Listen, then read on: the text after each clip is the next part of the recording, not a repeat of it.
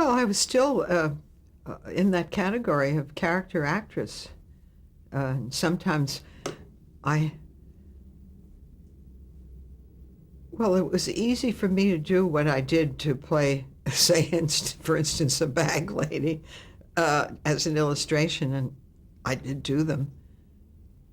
To make myself look older, it wasn't hard. And mostly, I guess you did it with your hair anyway, and the way you acted. Um, but I liked my category because it was interesting and very gratifying to, because there was more richness in those characters than just a bland leading lady. Were there times when you would go into casting and you'd see a lot of the same people, where you sort of grouped with the same actresses? Well, yes, you saw your friends. Oh, yes, we went around a lot to read for things, and there were your friends, and we had a jolly time saying hi and everything. Some of them were classmates in acting classes, and it was always fun. We had reunions. Sometimes you wouldn't see somebody for quite a while, and then suddenly they're there at an audition. It was grand. They used to put us on film or tape when tape came in at those auditions too. And there were a lot of commercial auditions. I didn't get many of those, but I got some. I did quite a long-running commercial in a kitchen for some product. And I remember after our series started and Edith Bunker became well-known, at the end of the series, I think I had a few invitations to do Edith in the kitchen, never would do that.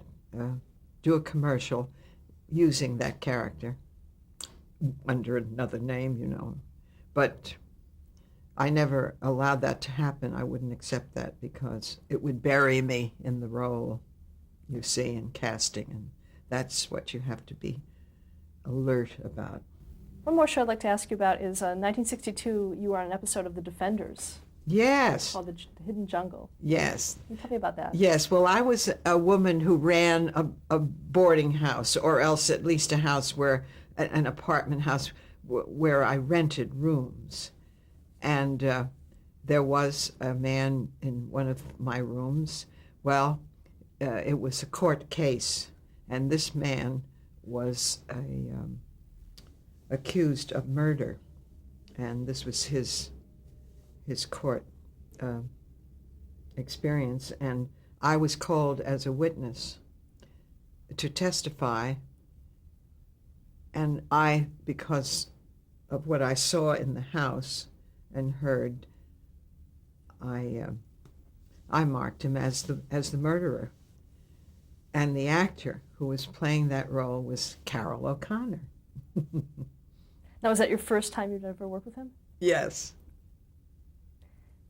And did you get along with him, or right away? Oh, sure.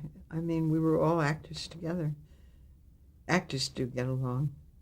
Did you work with E.G. Marshall at all? Yes, he was in that show. Yes, I loved him. Can you describe him, what it was like working with him? Oh, well, I always admired him, and I felt it was a great honor to be in the presence and working on a show with E.G. Marshall. That's the way I felt, and he was very friendly, very warm. And of course, later, he played in a role in our movie, Eleanor, First Lady of the World, which we did for CBS.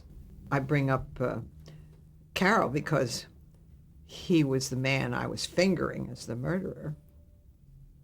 But then I never saw him again until years later. This is in the series.